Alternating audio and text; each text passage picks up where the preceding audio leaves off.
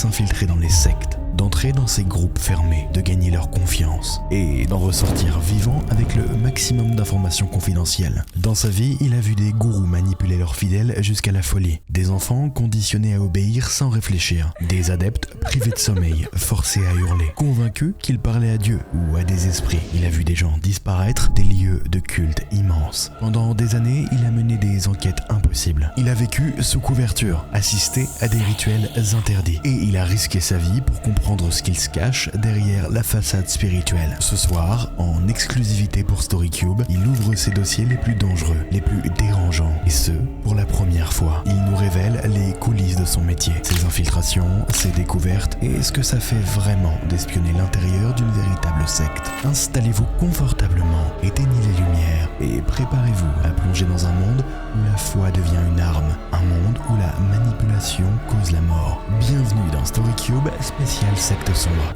D'ailleurs, je vous rappelle que StoryCube s'écoute également sur Spotify, et vous avez fait de cette émission le podcast storytelling numéro 1 en France. Merci beaucoup, et bon épisode. Tout est mis en place pour t'embarquer assez rapidement en fait, pour que tu sois dans un phénomène un peu de transe. Le chiffre que j'ai en tête est à vérifier, mais on est à peu près sur 10 000 adultes qui disparaissent. Les gens ont tellement été loin dans leur thématique qu'ils ont considéré du coup être dans un véhicule corporel et que pour voyager vers Sirius, puisque c'était l'objectif du voyage des gens de l'ordre du Temple solaire, c'était de rejoindre Sirius, où il devait y avoir une civilisation qui les attendait. Et la solution était, puisque leur corps physique les accrochait à la Terre, la solution était de quitter leur corps physique. Donc ils sont morts, malheureusement. Il y a quand même 70 personnes qui sont mortes sur 3 pays différents. Quelques-uns ont été retrouvés avec des balles dans le corps, donc ils ont pu sans doute être aidés. Bonjour tout le monde, aujourd'hui dans StoryCube, on accueille Benoît. Alors Benoît, il a un métier plutôt atypique, mais vraiment intéressant. En fait, il est détective privé spécialisé dans les sectes. Et aujourd'hui, je trouvais que c'était intéressant de faire un épisode qui revient un petit peu sur les enquêtes qu'il a menées, sur les infiltrations qu'il a réalisées, et même qu'on parle un petit peu des différents types de sectes qu'on peut retrouver, et qui nous disent un petit peu son avis, son point de vue, etc. Benoît, déjà bienvenue. En t'invitant sur StoryCube, on a vu que tu nous as envoyé ce genre d'extrait-là.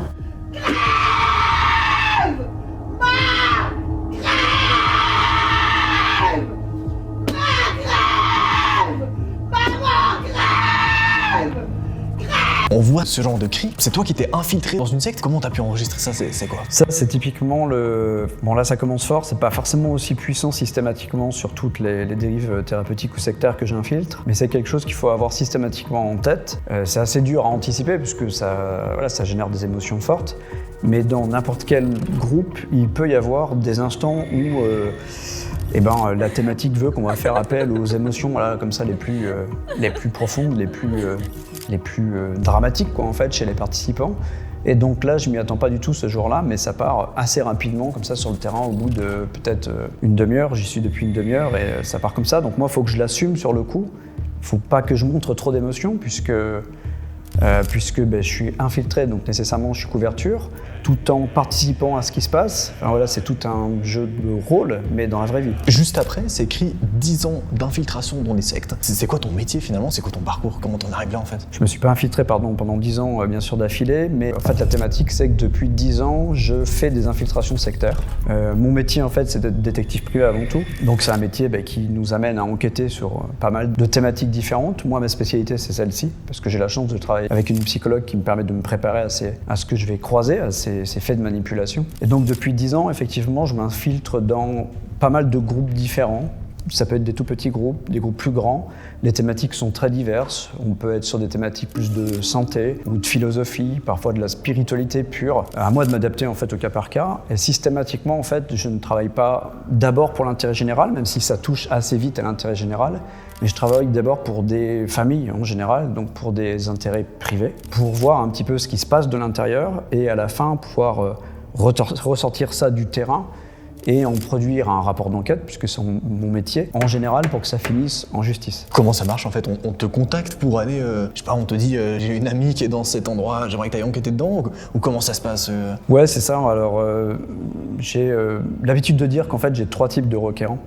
Le plus souvent, c'est des familles qui sont inquiètes pour un proche qui a changé radicalement, voire qui a disparu. C'est arrivé, on en reparlera sans doute. Un autre type de requérant, c'est des parents qui se sont séparés et il va y avoir à un moment donné une thématique en justice autour de la garde des enfants. Et en France, la personne qui s'occupe de ces dossiers en justice, c'est le juge aux affaires familiales. Il ne juge que dans une seule chose, c'est l'intérêt des enfants. Donc moi, mon boulot, en fait, c'est de vérifier que la croyance qui est chez un parent et pas l'autre, pose pas problème pour les conditions d'éducation. Parfois, il y a des croyances qui sont vraiment impactantes pour les enfants. Et le troisième type de requérance, ce sont des anciens adeptes. Alors c'est plus rare, mais il y a des personnes qui sortent d'elles-mêmes de groupes sectaires et qui sont complètement paumées, qui savent pas comment s'y retrouver, comment reconstruire leur vie, et surtout parfois qui laissent des gens dans le groupe sectaire qu'ils ont quitté, des amis, et ils ne savent pas comment en fait construire leur vie autour de ça. Est-ce qu'ils doivent porter plainte? Est-ce qu'ils doivent essayer de les sortir? Donc moi, si je peux, à mon niveau, je les aide. Pas tout seul, mais c'est une partie de mon boulot. Tu as parlé juste tout à l'heure, je voulais pas te couper, mais d'une deuxième catégorie, donc avec des enfants. Tu as déjà vu des enfants dans les sectes? Oui, c'est fréquent en fait. C'est fréquent, ça. Il n'y a pas tellement de limites dans le sens où il peut y avoir même des thématiques sectaires qui intéressent particulièrement les enfants. Je vais te citer un exemple, mais autour du New Age, c'est un exemple qui est très connu dans la culture populaire, mais on a tout le storytelling autour de ce qu'on appelle les enfants cristal. Et donc par définition, c'est une catégorisation d'enfants qui vont être un petit peu différents et qu'on va considérer différents, on va dire des enfants neuroatypiques, qu'on va considérer différents non pas parce qu'ils vont avoir biologiquement une différence cognitive, mais plutôt parce qu'ils sont reliés par channeling à des divinités, à des extraterrestres, à des anciennes civilisations. Et ça, nécessairement, en premier lieu, ça touche les enfants en fait. Comment ça marche du coup? C'est des groupes d'enfants qui croient à un truc, ou alors il y a quand même une espèce de hiérarchie dedans, ou comment c'est? Ça peut partir sans que les gens le voient venir depuis par exemple une école privée avec une pédagogie alternative où on va faire une classification des enfants et où on va plutôt voir dans celui-ci un enfant arc-en-ciel, dans celui-ci un enfant indigo, dans celui-ci un enfant cristal.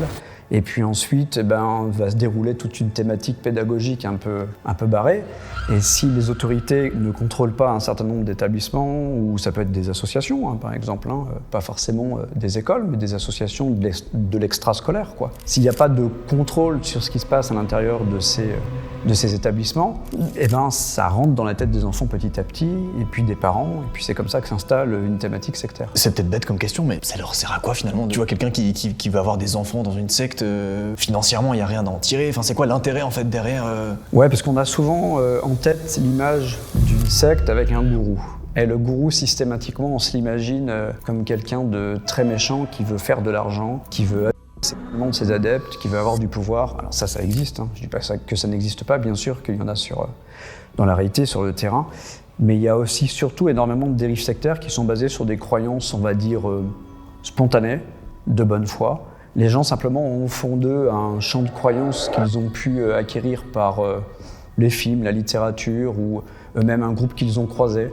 Et ça va être de la spiritualité qui se diffuse de manière comme ça, un petit peu encore une fois, en toute bonne foi, en toute bienveillance, en pensant faire du bien, en premier lieu par exemple aux enfants, sans avoir une thématique derrière de vouloir faire du fric ou de contrôler les gens. C'est presque plus dangereux dans le sens où le phénomène manipulatoire, il est quand même là, c'est le même, on va vouloir convaincre.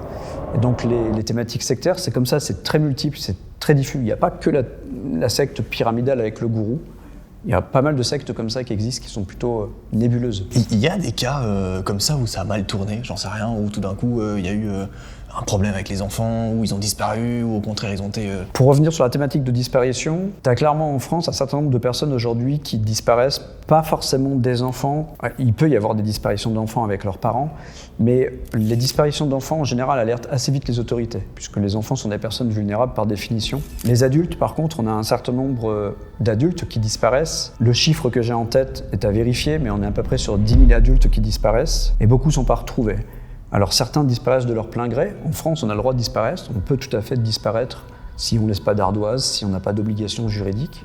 On n'a pas de compte à rendre, c'est une liberté constitutionnelle, la liberté d'aller et venir.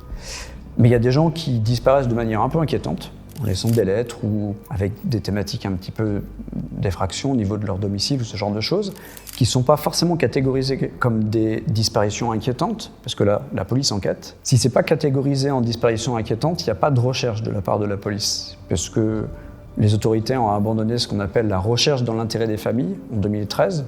Ça veut dire qu'aujourd'hui, si quelqu'un dans une famille disparaît, sans qu'il y ait de thématiques inquiétantes, les autorités ne les recherchent pas. Donc là, ça va être plutôt le boulot des détectives privés.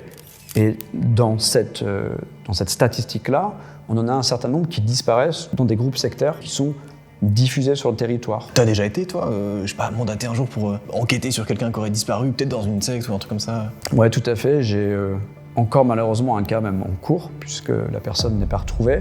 Et pour le coup même, c'est une disparition inquiétante, qui a été considérée comme inquiétante par les autorités. Donc en fait, j'enquête en parallèle des services de police.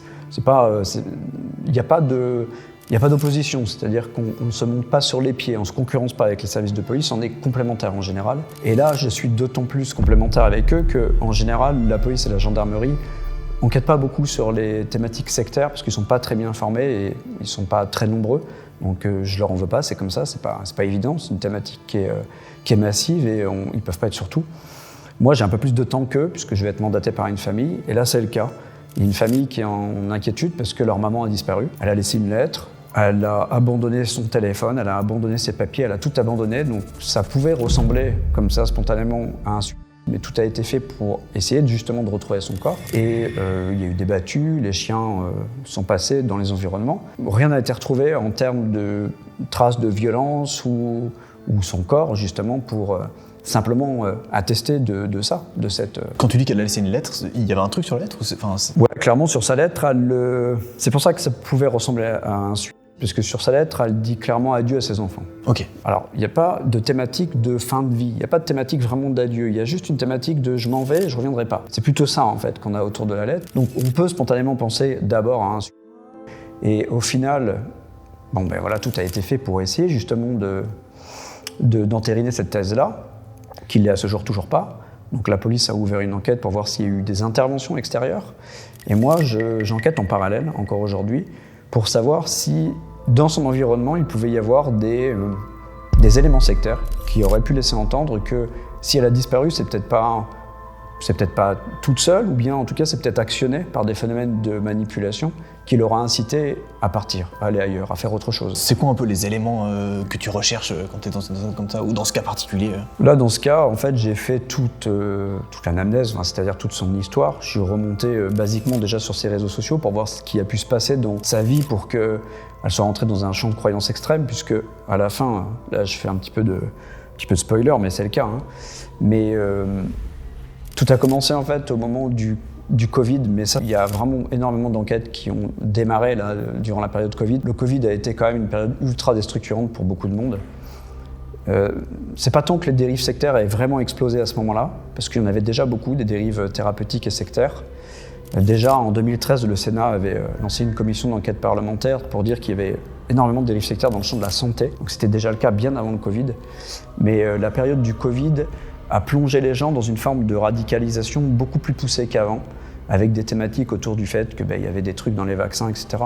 Je ne remets pas en cause les croyances, moi, chacun croit ce qu'il veut, mais à un moment donné, quand on rentre dans des thématiques un petit peu extrêmes en termes de croyances, on va très souvent rencontrer des gens en face qui peuvent abuser de ça, quoi.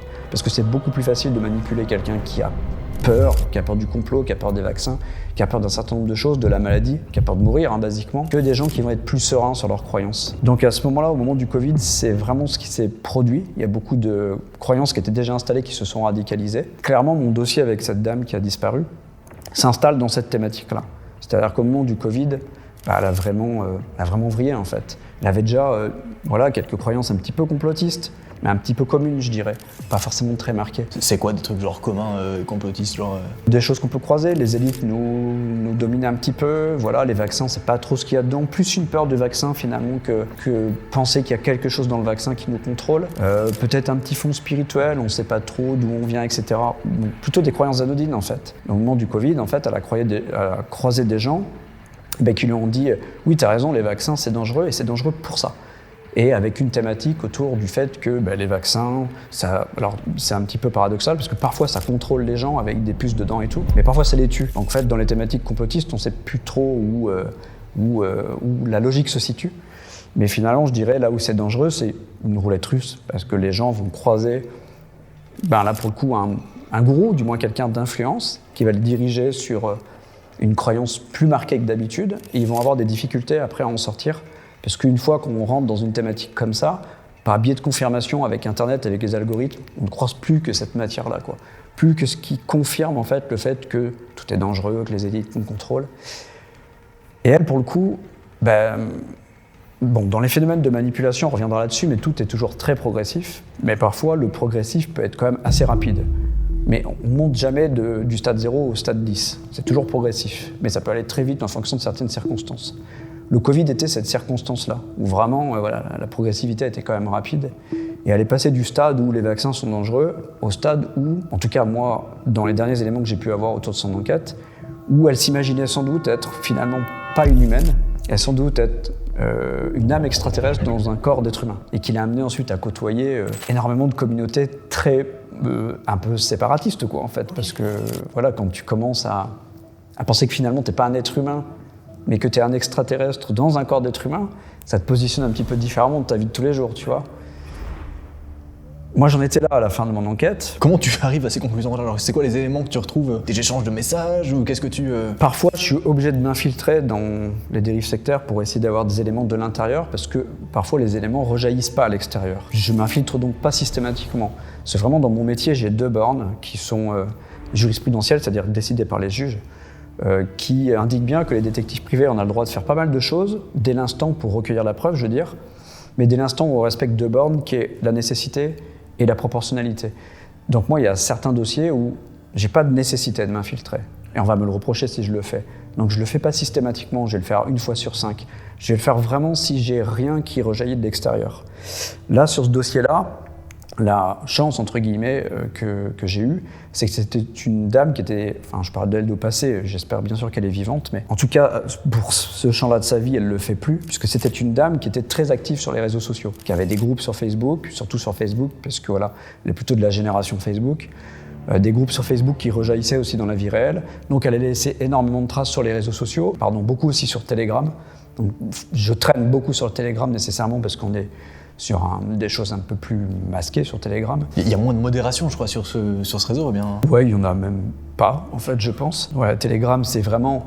On va pas directement sur Telegram, on va d'abord sur les réseaux sociaux plus classiques, et ensuite on est amené sur Telegram pour être un peu plus libre dans sa parole, effectivement, et puis pour s'organiser aussi plus facilement sur le terrain avec des thématiques de réunion, on pose des dates et tout ça.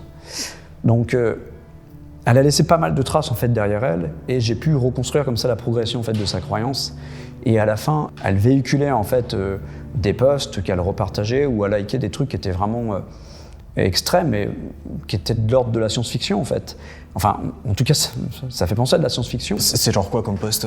Les posts qu'elle likait à la fin en fait étaient reliés à une grosse thématique clé qu'on retrouve beaucoup dans le New Age. On reviendra sans doute là-dessus, parce que là en fait on est dans le champ de croyance du New Age, avec ces personnes qui pensent être des extraterrestres dans des corps d'êtres humains. Ils ont vocation en fait à quitter le plan terrestre standard, si je peux faire ça simple, pour rejoindre un plan spirituel supérieur qu'ils appellent la 5e dimension. Et donc grâce à eux, c'est un petit peu comme des ambassadeurs, ils voudraient élever toute l'humanité derrière eux vers la 5e dimension, pour que l'humanité dépasse son matérialisme basique en fait, ses besoins primaires de consommer et tout ça, pour atteindre tous ensemble un plan spirituel. En fait, à la fin, elle likait et elle repartageait ce type de post-là. Donc elle avait elle-même en fait la volonté de rejoindre ces ambassadeurs-là en fait, pour élever toute l'humanité. Donc tu vois, dans quel état d'esprit elle était, c'est ce que j'explique en fait à la famille, parce qu'ils ont dit mais comment elle peut disparaître en laissant derrière toute une famille, des enfants. Alors c'est des enfants qui sont adultes, hein, qui font leur vie et tout ça. Mais néanmoins, tu vois, pour une maman de quitter toute sa famille, c'est extrême. Donc tu dis qu'il y a 2 cas de figure, c'est soit elle s'est fait tuer malheureusement, ou kidnappée, ou je ne sais pas, ou soit elle s'est suicidée. C'est difficile de se dire, elle est peut-être encore vivante, mais elle a quand même coupé de toute sa famille. Mais en fait, il faut se mettre dans sa tête et s'imaginer que si elle a vraiment suivi ce mouvement-là, elle n'est plus une maman en fait. Elle est une âme extraterrestre supérieure dans un véhicule humain et qui a pour mission d'élever toute l'humanité. Donc forcément, elle, sa famille, c'est déjà plus une mission très importante. C'est devenu infime comparé à... C'est ça, tu vois. Et elle a pour vocation de sauver l'humanité. Et en plus, en tête que de toute façon, elle les retrouvera. Si elle les retrouve pas dans cette vie physique-là, elle les retrouvera dans la 5e dimension, sous forme spirituelle. Et comment ils font, par exemple, dans cette catégorie-là de secte pour rejoindre cette 5e dimension? Est-ce que c'est quand ils décèdent, ils rejoignent cette dimension-là? On s'imagine plein de trucs, tu vois, quand on pense à ça, mais c'est quoi? Ben ça, malheureusement, c'est au cas par cas. parce que c'est pas forcément un truc très homogène, cette croyance-là. Hein. C'est pas des milliers de personnes qui pratiquent cette croyance-là de la même manière. D'un petit groupe à l'autre, ils vont avoir des façons différentes d'essayer d'accéder à la 5e dimension. Beaucoup vont dire on le fait petit à petit grâce à la méditation, grâce au voyage extracorporel, parce que certaines personnes s'imaginent pouvoir sortir de leur corps et voyager dans leur âme, quoi, en fait, donc où ils veulent. Et effectivement, il n'est jamais exclu que dans un groupe, ils se disent ouais, faut mourir finalement, parce que notre corps physique nous empêche de voyager librement à travers notre corps astral, en tout cas de sortir de cette prison physique pour pouvoir bouger librement comme ça à travers notre âme. Donc ça c'est vraiment, encore une fois, la roulette russe, parce que si tu tombes dans un groupe qui va avoir cette thématique-là à la fin, de se dire pourquoi pas mourir pour aller sur une autre dimension, ça devient forcément nécessairement extrêmement dangereux, et malheureusement on en a un cas dans l'actualité. Ça a existé, et il y a des dizaines de personnes qui sont mortes sur cette thématique-là. C'était quoi? L'ordre du Temple solaire. Donc, j'invite les gens à vérifier l'histoire de l'ordre du Temple solaire, l'OTS, dans les années 90, entre 95 et 97. C'est ce qui a fait qu'en France, on a pris conscience qu'il y avait un problème avec les dérives sectaires, et qu'un certain nombre de choses se sont mises en place, dont un organisme ministériel qui s'occupe de ça, de cette vigilance-là. Et dans les années 90, ça commence par un monsieur qui est homéopathe au départ, pour le citer. Donc ça commence, on va dire, au départ par une simple dérive thérapeutique. Une remise en cause de la médecine, on peut faire mieux avec de l'homéopathie, etc. Bon, j'ai rien contre l'homéopathie, moi, c'est juste pas fondé scientifiquement. Mais bon, à la limite, peu importe, tant que ça vrille pas en dérive sectaire. Mais là, en l'occurrence, cette personne-là fait des conférences, etc. Et elle s'associe avec un monsieur qui, lui, est, on va dire, beaucoup moins dans une thématique empathique, mais plus dans une thématique de faire un petit peu de business avec ces croyances-là. Et donc, la croyance se met en place autour de ces deux personnages-là, l'ordre du Temple solaire, et petit à petit, ils organisent des réunions avec des thématiques de rituels autour des Templiers. Et donc avec des effets spéciaux. Certains adeptes, je pense qu'ils savent que c'est des effets spéciaux. D'autres se disent, même si c'en est, c'est pas grave, c'est stylé, ça fait quand même des beaux rituels. Mais comment ils passent de trucs thérapeutiques à des Templiers, finalement? C'est quoi C'est ce que je t'expliquais tout à l'heure, c'est le mécanisme de la progression. On rentre souvent dans une dérive sectaire par une petite fenêtre. Là, en l'occurrence, c'est la remise en cause de la médecine, une dérive thérapeutique. Et petit à petit, on se dit que derrière ça, finalement, il y a quelque chose de plus spirituel. Donc, dans l'ordre du Temple solaire, ils ont bricolé leurs propres croyances, mais ça peut être n'importe quoi, à n'importe quel moment. Il y a beaucoup de dérives thérapeutiques actuellement sur le territoire, qui vont pas toutes comme ça vriller vers des grosses dérives sectaires. Mais étant donné qu'on n'est jamais loin de la croyance spirituelle, autour d'un certain nombre de dérives thérapeutiques qui ne peuvent pas expliquer leur fondement autrement que spirituel, t'as vite fait de greffer du folklore autour, quoi. Avec, je sais pas moi, des êtres invisibles, avec des anciennes civilisations, avec des extraterrestres. Et petit à petit, tu bricoles une espèce de croyance. Ils ont bricolé leur propre lore, entre guillemets, histoire, en fait. Ouais, ils ont bricolé ça. Ils se sont retrouvés avec des gens qui se sont, au début, ils sont pas nombreux, quelques dizaines, puis après quelques centaines. Et ça, c'est avant Internet, quoi. Donc, tu imagines la puissance maintenant d'Internet pour accélérer ces mouvements-là. Et c'est quoi l'enjeu, le but de cette secte, finalement, à ce moment-là? Enfin, qu'est-ce qu'ils promettent, en fait, derrière Le but de la secte, grosso modo, c'est vraiment les sectes, on va dire un petit peu à l'ancienne, qui va être d'apporter des réponses spirituelles à un certain nombre de choses autour des questions fondamentales, on va dire, de la vie, et petit à petit de sauver finalement l'humanité d'elle-même. Ce qui est vraiment un petit peu les thématiques des sectes un petit peu à l'ancienne, mais même encore aujourd'hui c'est le cas, puisque le New Age s'installe là-dedans. Je t'ai expliqué avec cette fameuse 5e dimension, on est toujours dans une thématique un peu comme ça de sauver l'humanité. Chacun y va en fait ensuite avec son propre folklore. Eux, au début, ils ne sont pas très nombreux, puis je pense qu'ils se sont pris au jeu. Mais au jeu qui fait qu'à la fin, on a des personnes... Bon, en général, ils ont capté en fait des personnes qui clairement... Parce que souvent, on entend dire que les victimes sont des gens qui sont faibles. C'est pas ça la bonne explication. C'est pas des gens qui sont faibles en fait. C'est des gens qui vont être dans une situation qui va les rendre en situation de faiblesse par rapport à la manipulation, pour être plus précis. Par exemple, des gens qui sont en errance thérapeutique. Ils vont avoir une maladie et la médecine ne répond pas bien à leurs symptômes. Donc ils vont aller chercher un petit peu de magie ailleurs, peut-être pour se rassurer. Des gens qui peuvent être en errance psychologique. Ils ont un mal-être, ils ne savent pas comment le régler. des gens qui sont en errance spirituelle, qui veulent, on se pose tous des questions. Et parfois, on va chercher des réponses dans des groupes qui vont nous fournir les réponses, mais pas que ça, malheureusement. Typiquement, l'ordre du Temple solaire, c'est ça. C'est beaucoup de gens qui étaient en errance spirituelle, qui cherchaient des réponses à des questions un peu fondamentales. C'est quoi un peu les questions fondamentales que les gens se posent? Des questions sur la spiritualité, sur la vie, des questions finalement qu'on retrouve dans les religions. C'est des questions un petit peu basiques. C'est quoi? C'est genre qui a créé l'homme ou pourquoi on est là ou des trucs comme ça? Exactement, ouais. D'où vient l'univers, qui a créé l'homme, pourquoi on est là, qu'est-ce qu'on peut faire, comment on peut améliorer les choses entre nous. Donc à la limite, c'est des questions qui sont plutôt légitimes au départ. Mais en fonction de la personne sur qui on tombe, on peut avoir des faits ensuite qui vont un petit peu loin.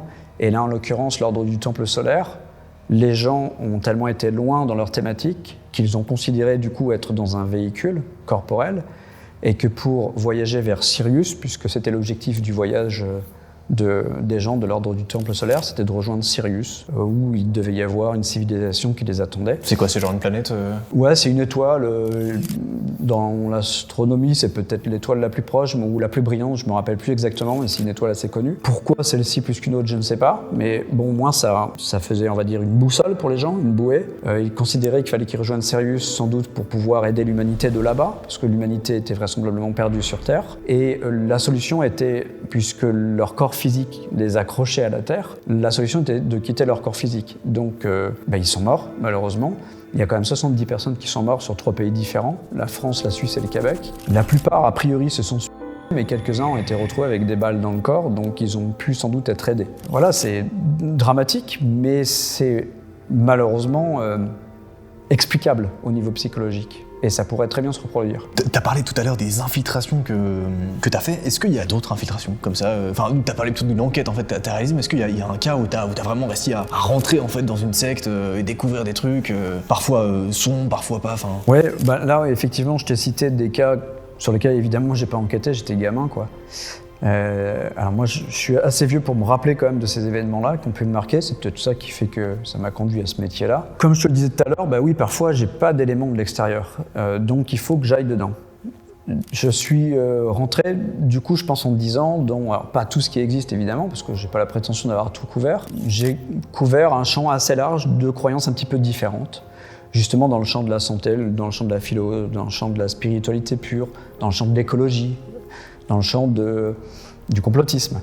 Et donc ça peut aller de mes infiltrations de la simple dérive thérapeutique où en fait je suis un peu le patient mystère, je teste une thérapie. Ça a été jusqu'à un petit peu, enfin pas un petit peu, ça a été jusqu'à la secte comme on l'imagine. Voilà, avec une communauté, avec des prières toute la journée, avec des gourous. Et on s'adapte aussi difficilement en fait de l'une à l'autre. C'est-à-dire que c'est même une petite dérive thérapeutique entre guillemets qui va durer par exemple qu'1 heure ou 2 et hyper dur à préparer parce qu'il faut arriver à jouer un personnage pour obtenir ce qu'on veut sans se faire cramer que une dérive sectaire pure. Le temps de préparation est vraiment extrêmement long en fait, parce qu'on n'y rentre pas comme ça quoi. T'as un exemple comme ça, peut-être un peu plus concret où tu t'es infiltré, sans dire le nom bien sûr, mais... Ouais, alors je vais te citer plusieurs exemples, mais pour commencer on va dire par l'exemple un petit peu de ce qui ressemble plus à une secte dans la tête des gens. Je suis dans un château, je vais pas citer de nom, mais les gens retrouveront je pense, dans le centre de la France. Et c'est une croyance, j'allais dire une religion, de type un peu hindou, avec beaucoup de prières durant la journée, beaucoup de mantras, toute la journée. Il faut répéter un même mantra. Un mantra, c'est une phrase très courte avec des mots là, qui n'est pas en français pour le coup, qui est en hindou, mais qu'il faut répéter comme ça toute la journée. Dans mon souvenir, je crois qu'il faut la répéter à peu près 1700 fois. Donc il y a cette thématique-là un peu répétitive. La difficulté dans mon dossier, enfin la difficulté, moi en tout cas, pourquoi je fais ça dans ce dossier-là, c'est que j'ai une thématique en fait de séparation au début des parents et un des deux parents est dans cette croyance et pas l'autre. Donc le parent qui n'y est pas s'inquiète et veut savoir si à l'intérieur justement ça peut être potentiellement un petit peu dangereux éventuellement pour les enfants. Est-ce qu'il y en a déjà? Comment ils sont pris en charge et est-ce que la croyance en elle-même elle peut être impactante ou pas? Une fois à l'intérieur de cette communauté-là, de ce château, j'ai pu me rendre compte déjà qu'il y avait des enfants. Alors, non pas que les enfants étaient forcément à fond embrigadés, ils étaient quand même un petit peu à part, mais ils étaient en total freestyle, c'est-à-dire que j'ai pu vraiment voir Enfin, pour revenir un petit peu, faire la progression un petit peu de la journée, ça sera peut-être plus facile à comprendre comme ça. Ma journée commence, tu as une thématique de prière à 4h30 du matin. Pourquoi si tôt le matin? Simplement parce que, alors eux, ça s'explique sans doute spirituellement pour une raison ou pour une autre, parce que le matin c'est important, mais c'est surtout que le matin, t'es pas super bien au taquet pour résister à un certain nombre de critères de manipulation. Ces images-là de cette dérive sectaire-là, on peut le croiser dans certains reportages que j'ai pu faire, donc si les gens veulent voir, ils verront un petit peu. C'est pas forcément ultra fermé, hein, cette communauté-là. Moi, je mets un filtre au moment en fait, où il y a un événement. Il y a un événement l'été, c'est période Covid, il faut remettre ça quand même en 2020, donc avec les périodes de masques, etc., ça a son importance. Mais donc, il y a un événement en fait, autour d'un dieu quelconque, autour de cette religion-là. Ben moi, voilà, déjà à la base, je construis ma légende, ma couverture. Il faut que j'ai l'air de quelqu'un d'intéressé en fait, pour pouvoir être invité. Donc je les contacte petit à petit comme ça par mail, etc., par téléphone, par SMS, peu importe. Là où je vais trouver en fait une faille pour pouvoir communiquer avec les gens qui organisent. Et ensuite je m'y rends. En général, ce que je fais quand je me rends comme ça dans des groupes qui sont dans des endroits un petit peu isolés, je peux vraiment me retrouver dans des endroits complètement paumés où je suis limite en zone blanche. Donc il faut toujours que j'ai cette thématique-là de dire... C'est quoi une zone blanche? Zone blanche, c'est quand t'as pas de réseau téléphonique. Il y en a encore un petit peu en France, pas beaucoup, mais t'as des zones où vraiment t'as presque pas de réseau, voire t'en as pas du tout. Et moi, en tant que détective privé, je suis sans filet quand je m'infiltre. C'est-à-dire que j'ai pas d'aide de la Miviludes, c'est le fameux organisme qui est en charge de la vigilance contre les dérives sectaires, où les policiers ne sont pas derrière moi. Il y a quelques personnes qui savent où je vais, mais en gros, il faut que j'anticipe si je dois me barrer, hein, basiquement. Donc en général, dans ce genre d'endroits qui sont un peu plus isolés que les autres, il faut que je sois le plus autonome possible, surtout que j'ai du matos, j'ai ma caméra cachée, j'ai mes batteries, j'ai un certain nombre de trucs. Donc j'y vais en général avec un van pour pouvoir être complètement autonome. Donc voilà, il y a tout ça à organiser, je me rends comme ça là-dedans. Dès le premier soir, tu es tout de suite dans le bain, c'est-à-dire qu'il faut s'imaginer être sur une festivité où tu as plusieurs dizaines de personnes qui sont habillées telles que la coutume le veut dans ces groupes-là. J'allais te demander, du coup, il y a vraiment des codes vestimentaires dont... Tu vas avoir des niveaux, hein. Tu as le touriste, on va dire, un petit peu religieux qui va être en mode un peu baba cool, si je peux dire, pour essayer de raccrocher un petit peu avec la thématique de la religion. Mais tu as aussi un certain nombre de personnes qui sont montées dans la hiérarchie, qui sont, on va dire, des moines, entre guillemets, de la religion et qui, eux, vont vraiment être habillés tels que leurs dogmes leur demandent. Ils sont quoi? Ils sont tout en noir ou tout... Non, là, pour le coup, ils sont très colorés. Okay. Bon, ils sont orange, même, pour le coup. Donc, il faut s'imaginer que tu arrives dans un endroit où quasiment tout le monde se connaît, puisque c'est des habitués, et où quasiment tout le monde partage cette religion-là depuis très longtemps. Donc, ils ont tous les codes, etc. Donc, il faut que tu arrives à te mettre comme ça dans le mood pour accrocher tout de suite un peu la même ambiance. Et dès le premier soir, il y a un grand repas, etc. Et dès le premier soir, au niveau du Covid, c'est freestyle. Donc tu as des affiches partout où ils disent essayez de garder votre masque, sinon les flics vont arriver et vont faire fermer l'événement, parce que c'est en plein Covid, hein, avec des règles assez strictes, avec normalement même, je crois, un nombre de personnes à pas dépasser, mais bon. Et un repas à l'extérieur où clairement les règles sanitaires, elles sont absolument pas respectées. Là, pour le coup, je sais pas s'il y a eu un cluster derrière ou pas, hein, je peux pas le dire et je vais pas les accuser. Mais s'il devait y avoir un cluster à ce moment-là, c'était là-bas, quoi. Hein. Parce qu'on a tous mangé plus ou moins, enfin on avait chacun notre petite gamelle, mais on a tous nettoyé notre gamelle dans le même truc. Enfin bon, c'était vraiment, vraiment freestyle. Et la soirée se passe. Le repas, juste, ça se passe comment? C'est genre une grande table où vous êtes tous autour ou C'était un grand banquet préparé par la communauté là-bas. Ouais, la petite... Alors oui, le petit détail de ce jour-là, je vais aller un peu plus loin dans le détail, c'est qu'ils font leur propre cuisine. Bon. Et moi, quand je suis en infiltration, j'essaye d'avoir le maximum d'éléments.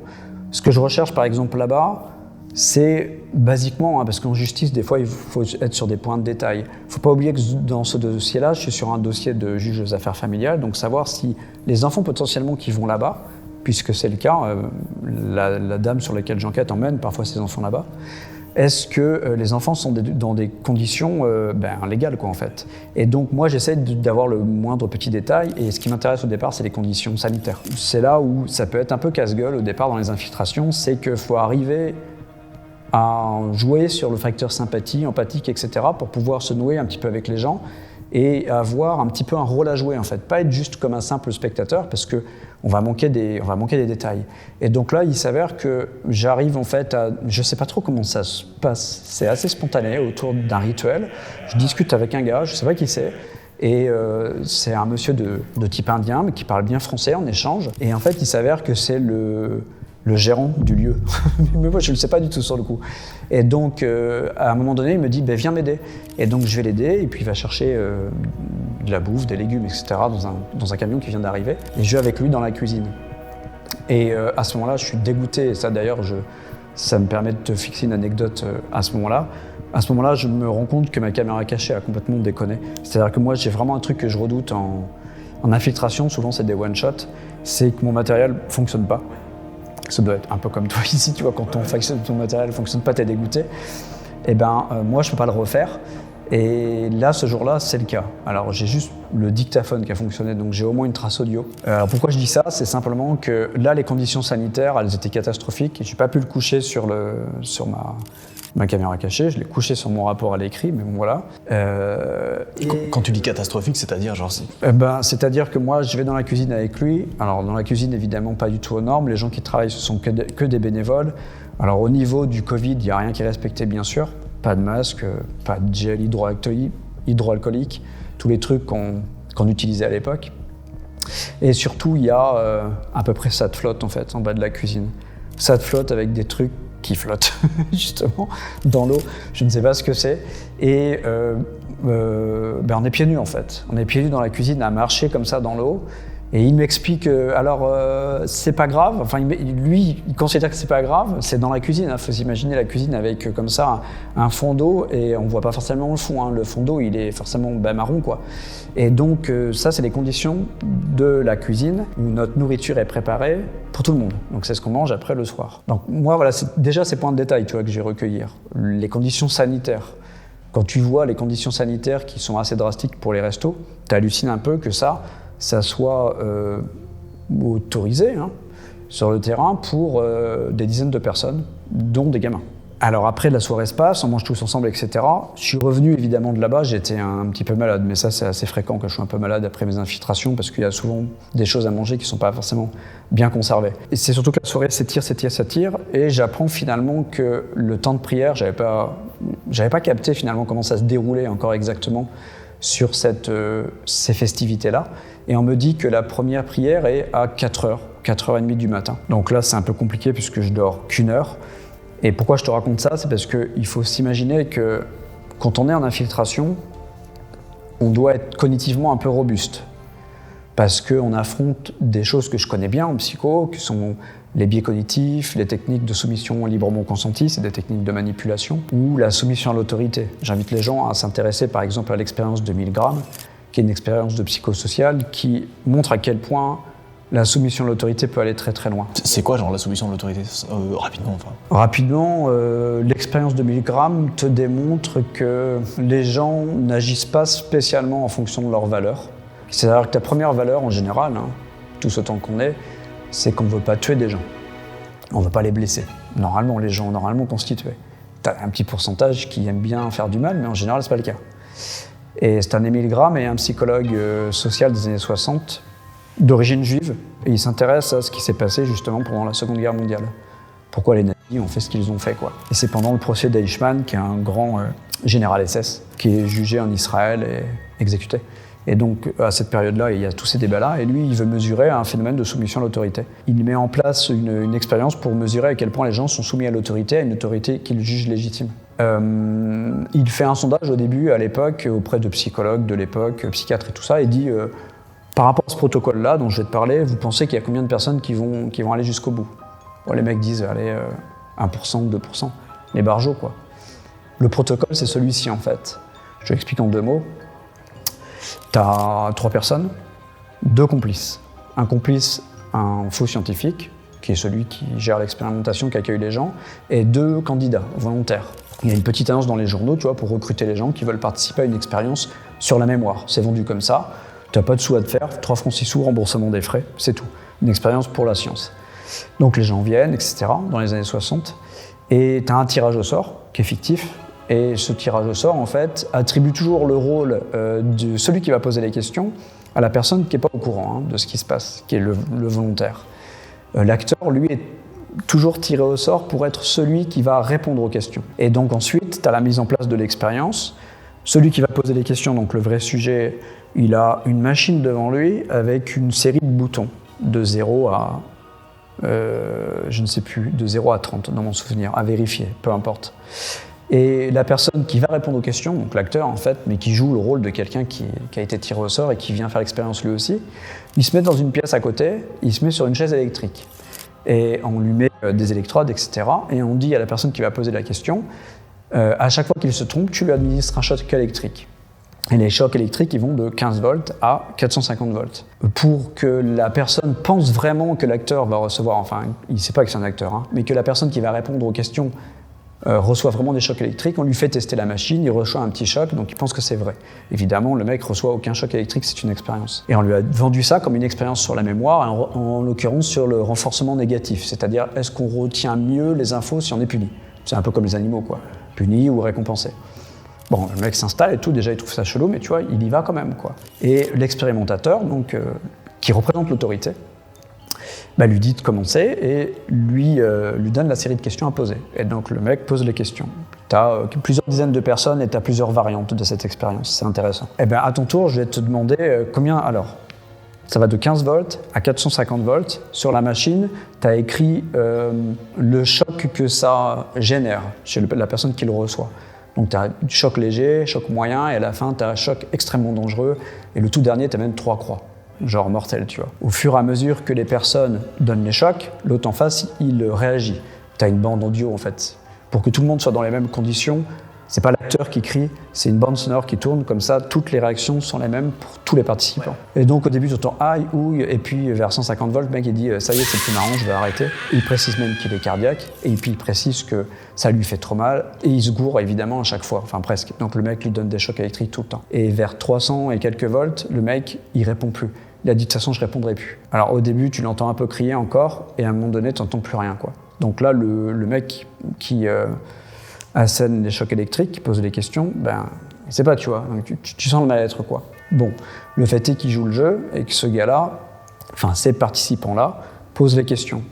Et donc, selon toi, par rapport à ce qu'ils sont en train de faire, en se remettant dans le contexte, tu penses qu'il y a combien de personnes qui ont été jusqu'au bout de l'expérience, jusqu'aux 450 volts? C'est dur. Maintenant que tu me poses la question, je pense qu'il y en a énormément, mais sur le principe, j'aurais dit, je sais pas, 5%, un truc comme ça, 5-6. Ce qui serait déjà beaucoup, quoi, en fait. Parce que potentiellement, il faut s'imaginer que, en fait, dans le protocole, ils avaient le droit de plusieurs fois dire à l'autorité, aux scientifiques, j'aimerais bien arrêter. Et l'autorité, elle avait quelques questions à sa disposition pour inciter les gens à continuer. 3 fois rien, ils n'ont pas le fusil sur la tempe, il n'y a pas de thune à se faire.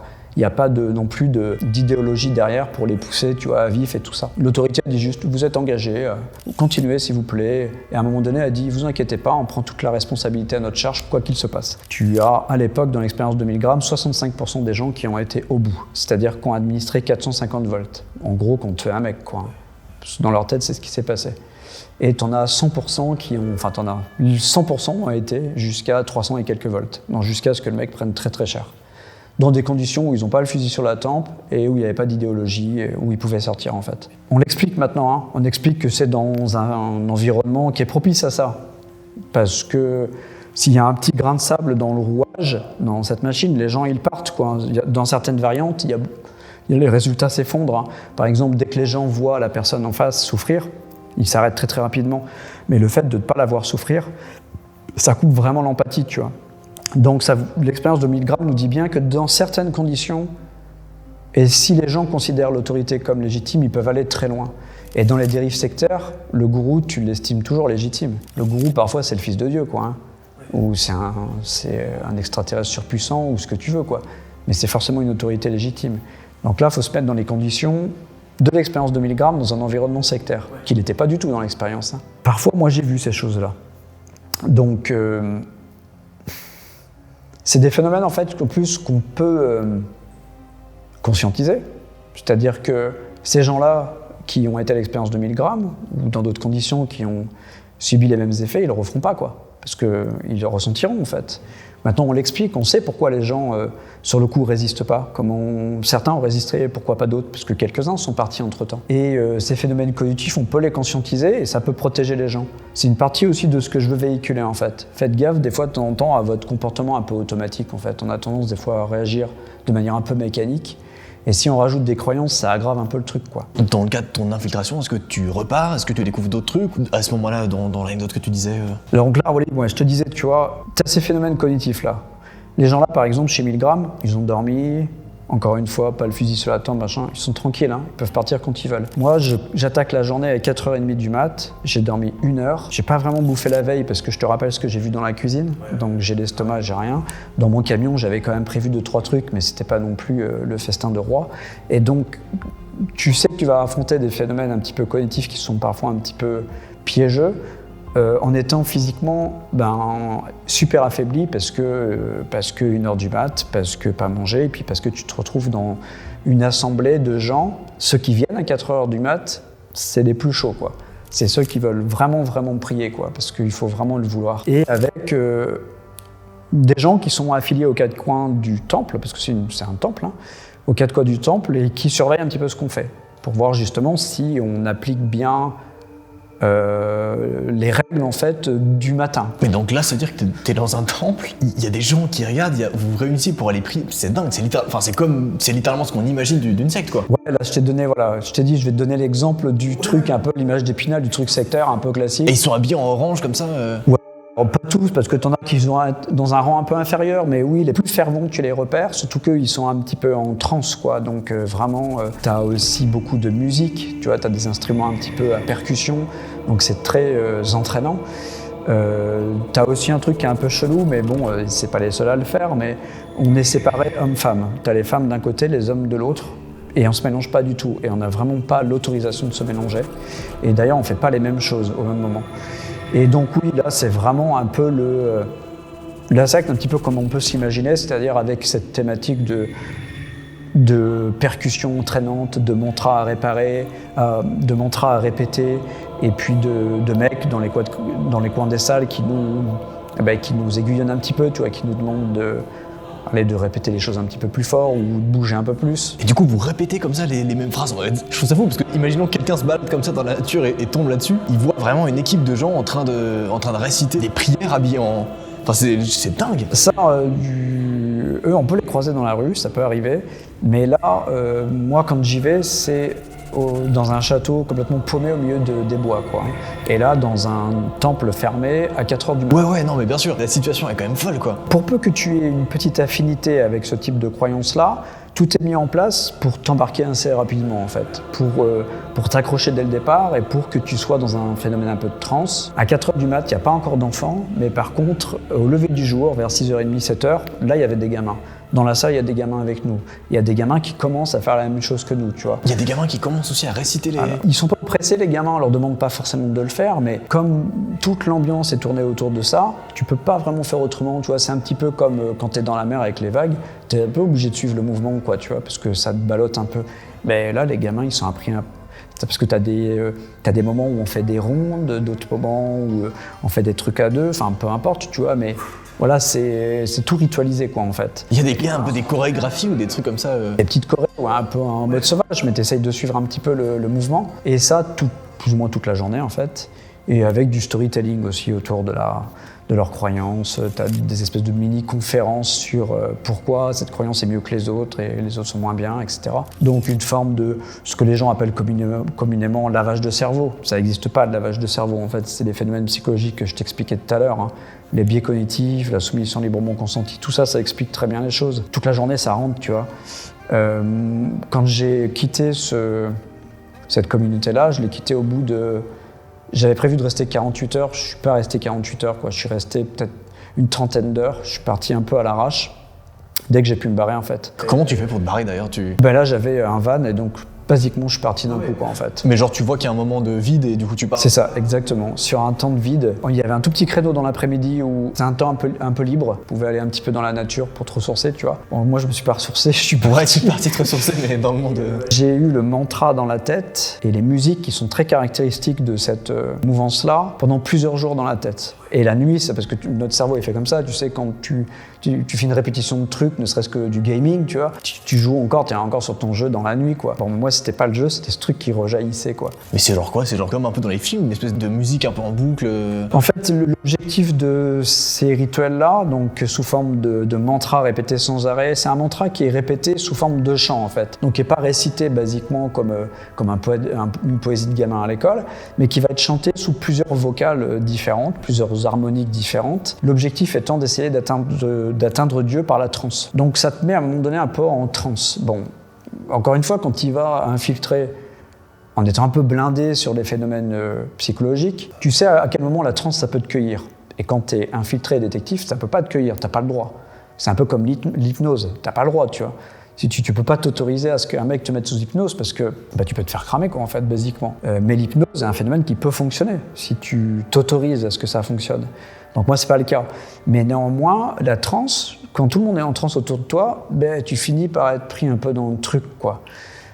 Et donc, moi, quand je veux vérifier ce qui se passe à l'intérieur de certains groupes, j'ai intérêt de vraiment faire gaffe à ça pour pouvoir être attentif à ce qui se passe, puisque j'y vais pas pour le fun, mais j'y vais vraiment pour recueillir des éléments. Il faut arriver en fait à jongler entre, allez, je suis détective privé, et en même temps, il faut que je joue le jeu à fond, quoi, tu vois. C'était entre les deux, quoi, toujours. Donc tu repars de ça, c'est quoi tes conclusions en partant de cet endroit?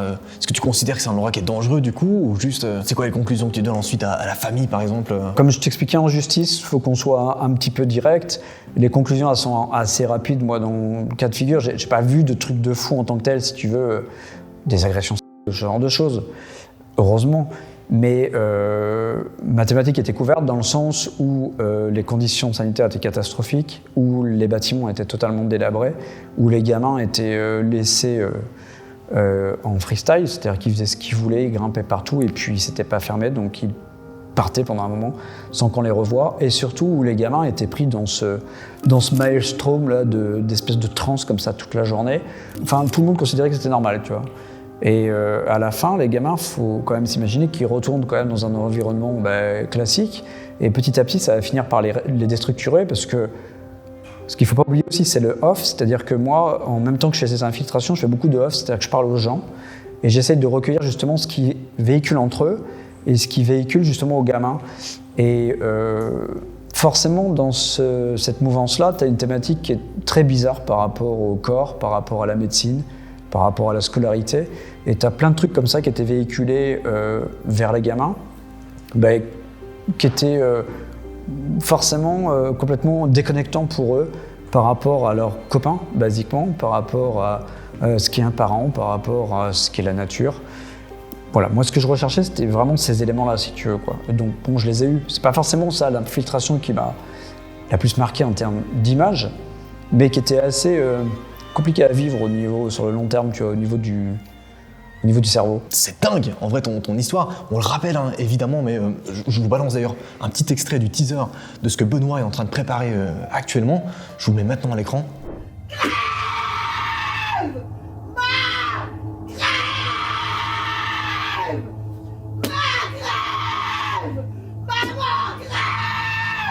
Ce que vous venez d'entendre là, c'est un extrait très court d'une de mes nombreuses infiltrations. Ce jour-là, je suis à moins de 2 mètres de la personne. Et je suis sidéré, car je ne m'y attends pas. Cela fait 10 ans que j'enquête sur les dérives thérapeutiques et sectaires.